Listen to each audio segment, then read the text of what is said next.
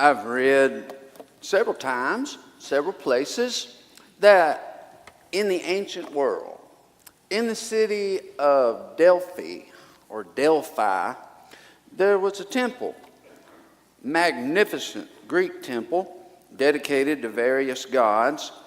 But there was a sign there that applied to everybody who showed up, whatever their beliefs were, whichever Greek god they were there to worship. The sign that they saw on the way in and the sign that they saw again on the way out. Last thing they saw as they were leaving their worship service were these two words: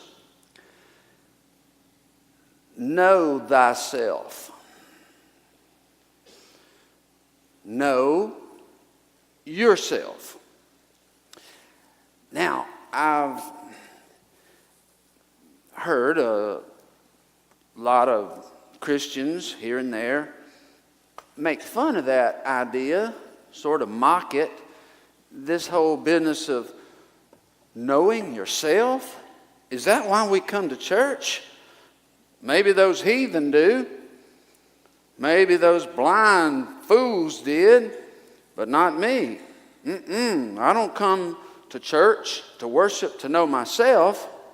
I come to know God. Well, let me submit an idea to you, just a thought. It may very well be that you cannot know God very well until you do know yourself. And the very reason so many people come to churches all over the world on Sunday mornings and go away empty is that they wanted to make this separation. There's me and my personal life, my decisions, my priorities, and then there's God. Two entirely different things. I come to know God.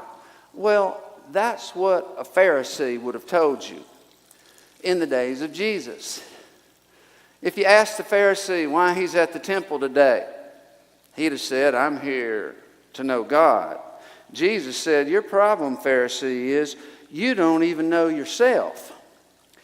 Therefore, you have no clue how many blocks, how many obstacles there are within you that are keeping you disconnected from God. So let me say this very carefully.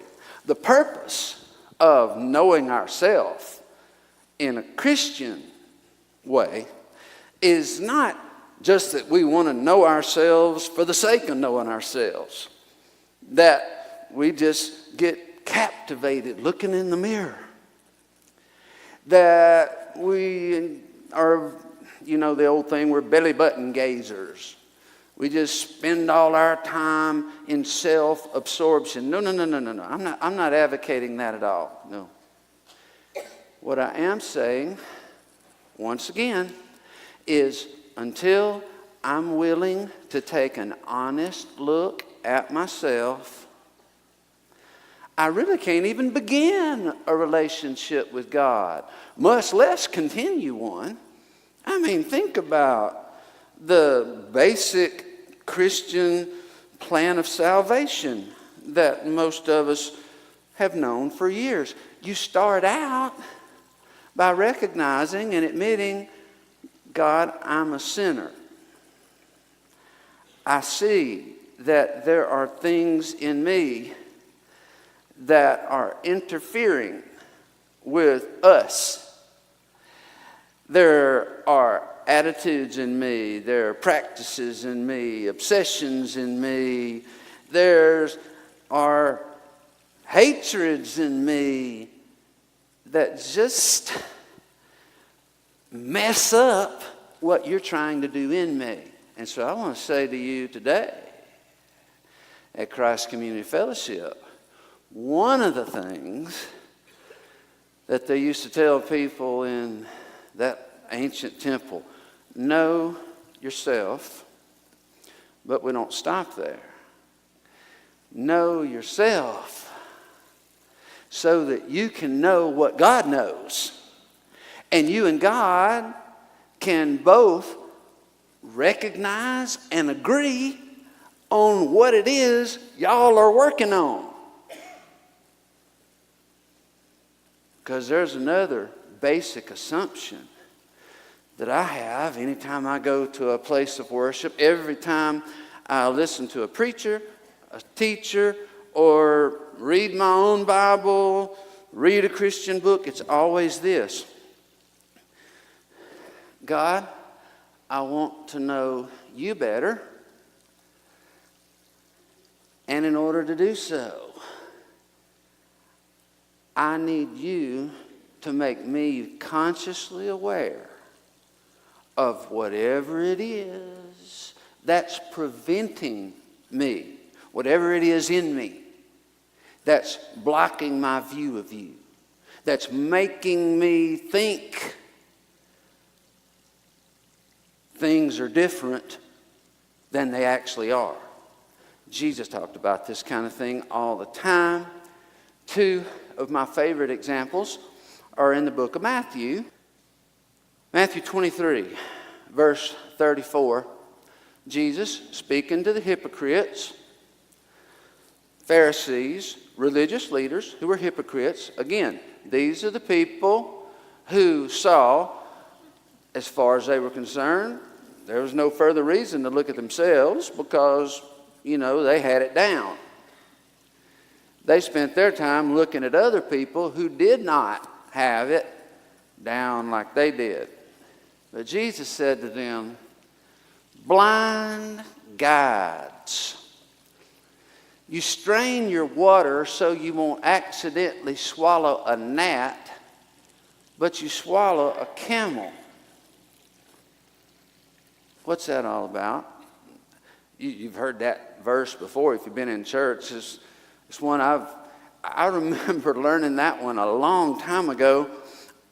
Elementary school, that one caught my attention because this whole idea of swallowing a camel, that leaves quite an impression on the mind of a 7-year-old boy. I don't even like the idea of swallowing a gnat. I haven't had a gnat problem in Arkansas. In Alabama, we had horrible gnat problems. Standing out in the yard, playing baseball in the hot summertime, and gnats just swarming around your head. And you better not take a deep breath without paying attention or you'd swallow several gnats. It was easy to do. And so a Pharisee, they wanted to make sure, double doggone sure, they weren't going to swallow the mess that these other people were swallowing. No, not them. They would strain it out, their water, so that they wouldn't get anything at all in them that was unclean. That made them superior to those other folks who did take in unclean things and do unclean things.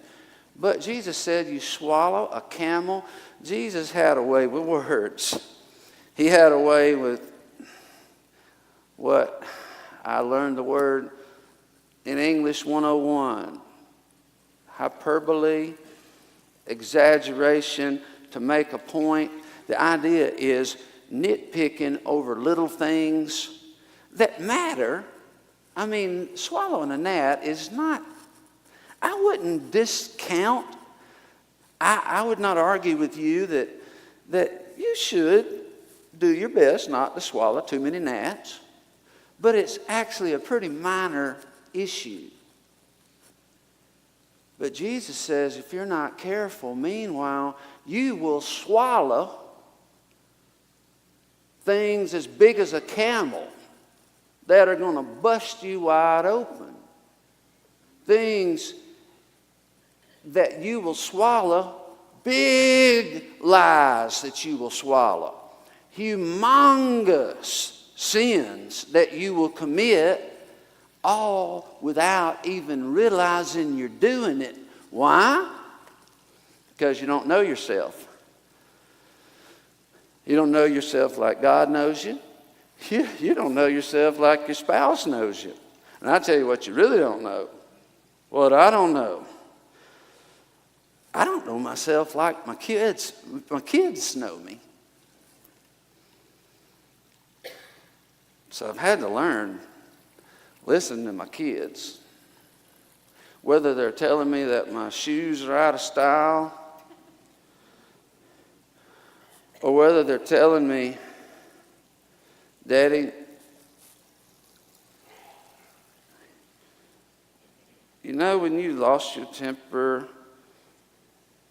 and got mad and said that word the other day, I don't think the church folks would have liked that. They know myself. And you know what? I'd be very foolish to shut them up. Even about little things. I mean, for one thing, who knows what's in style and what's not in style, Anna? Your kids, right? More than anything else, though, they know you in a way that nobody else knows you. So does your spouse. Listen, be open, because they're the ones that are going to point out the camels that you're swallowing. Now, let me give you some real life application here. I think you're getting the idea, but what about some actual examples? Gnat and camel. For practical purposes here, to break it down into a real life example, an everyday example. The gnat may be the argument you're having with your coworker about how to carry out the orders on a particular project you're working on. The gnat may be the thing you're arguing about. And yes, we do need to make sure that we're humble when working with other people. An arrogant Christian is almost a contradiction in terms. The symbol for Christianity is complete helplessness. The cross, the symbol for Christianity, is a man in a completely helpless and painful position. And your arms, wrists, hands are nailed to a cross, and your feet down below, you're in a humble position. Naked, jeered at, mocked.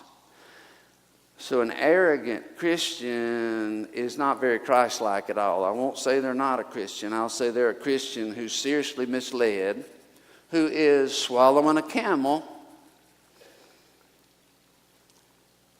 and needs to recognize it. But the gnat is the issue that you're arguing with someone over. And every day there's a new issue. And there's always some new problem that has to be solved. Those are the gnats. And we give attention. Many of us try very hard to control what we say, to not raise our voice, to not say a word we shouldn't. And that's good. That's good. It's good to not swallow gnats. But the camel, the camel is the thing in us which is underneath our attitude. If I've got a condescending attitude toward Mesco just because of him being a dirtbag, And just because of that, I have a very condescending attitude toward him.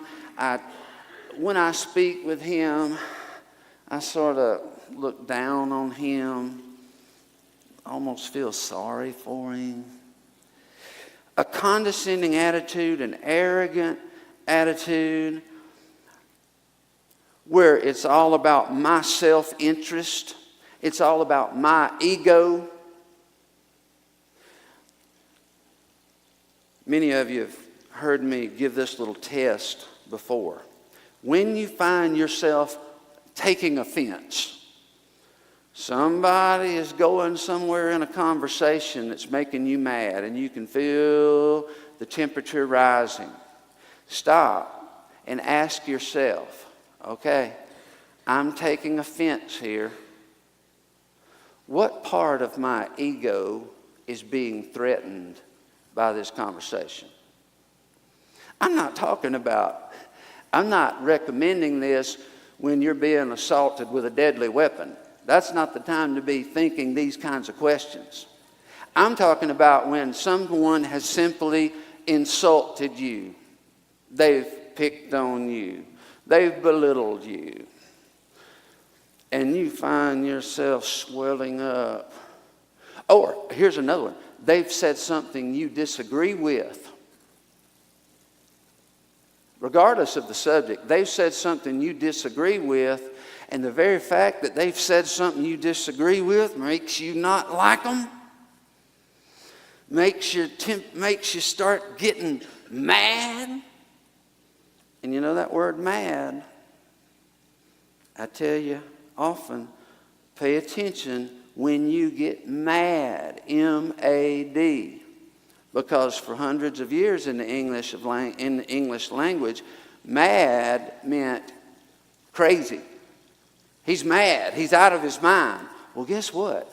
That old meaning of the word mad still fits in many occasions. Because if you or I truly get mad, suddenly, during that time period when I'm mad, I'm not myself. I'm not thinking clearly. I'm not seeing clearly. I'm not interpreting you clearly. I'm not even very in touch with reality when I'm mad. And if I allow myself to make big decisions and permanent judgments about other people while I'm mad, while I'm in that state of mind, I'm going to swallow a camel if I'm not careful. I'm going to hurt somebody in a way that's going to tear them up inside.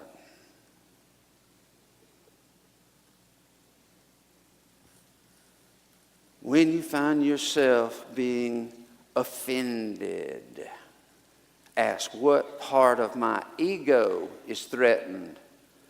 Because it's always something about my ego. I want to be viewed in such and such a way, and what they're saying is very threatening, because if what they're saying is true, then maybe I may not be as good as I thought I was.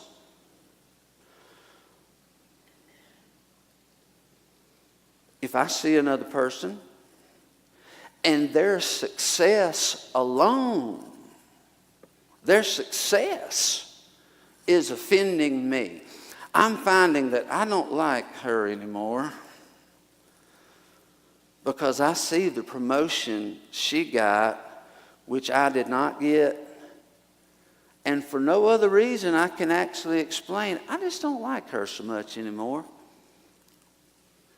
Some of it may be financial, I know that. But I also know there's always more than that.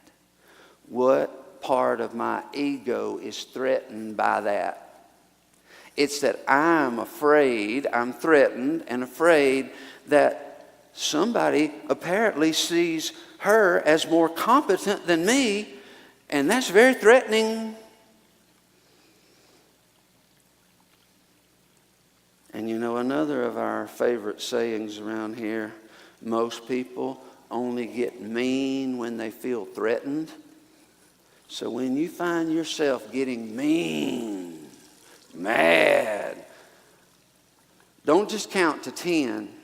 Walk outside and count to 500. Walk all the way around the block twice. Praying, God, show me myself here. The fact that I'm having these mean, hateful thoughts, and the fact that some really hurtful things are screaming to let me out through my mouth. Where's that coming from? Where do I need to humble myself? What is it I need to just let go of? Psalm 26, verse 2, latter part of that verse. Test my motives and my heart. There's a prayer. Did you know that you could spend 20 minutes easily praying nothing but that prayer? Taking that prayer, test my motives and my heart. Or something along the lines of the psalm we read last week. Search me, O God, and know me, and try me. Show me the truth. And very often, when I find myself counseling with someone who wants to change their life, they're sick of life the way it is. They're sick of having one bad relationship after another. They're sick of relationships that don't work out and jobs that always seem to come apart. Even when I don't know the person very well, I'll say, I can't promise that I've got all the answers for you. I will pray that God gives them to me, but I will promise you this. I want to help you, but you need to know this. In order to help you, I'm going to have to say some things that are going to hurt you. Do you really want to do this? Remember that other verse we read last week from the book of John? I believe it's John 8:32. The truth, you shall know the truth, and the truth will make you free, knowing the truth about yourself and about God. If you've been taught the scriptures throughout your life, you know a lot of truth about God. You're going to know all the same things that the devils know about God. But there's one thing the devils are not willing to do. They're not willing to look at the truth about themselves. And that's why there's no transformation, there's no change, and therefore there's no hope. The truth will make you free, but first it's probably going to make you mad. So, pray it anyway. Pray it anyway. I could go for a long time on this idea of, in order to walk in unity with God through this world, you must be agreed. You must walk in the same way.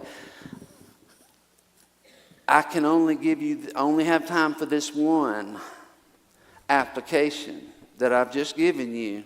But if you can get this one, it's enough.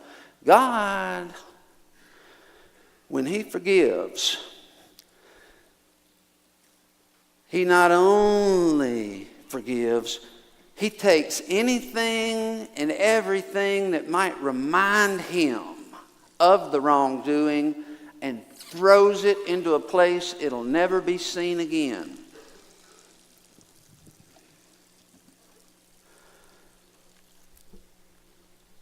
There's something there that can help you, by the way, with any painful emotion you're trying to work through. A quick application is, suppose you're missing somebody who died, someone you lost. Recently, one of my greatest mentors and preacher friends lost his son. Son died of a heart attack at 52. And I went to visit this old preacher at Christmas time, and he said, that year after my son died, I was a broken man. It's the only time in my life I've been unable to do surgery on myself, to lift myself up, but I was helpless. And so I actually made an appointment and went to see the counselor whom I'd been sending hundreds of other people to for 30 years. And you know what the counselor told him about getting over the death of his son? He said, I want you to go home and take every one of his pictures and every one of his keepsakes, every family picture that he's in, every one of his special toys that was saved, and put them neatly and carefully in a box, and give that box to someone you can trust to keep in a climate-controlled room. I'm not saying throw them away. I'm saying get them out of your sight.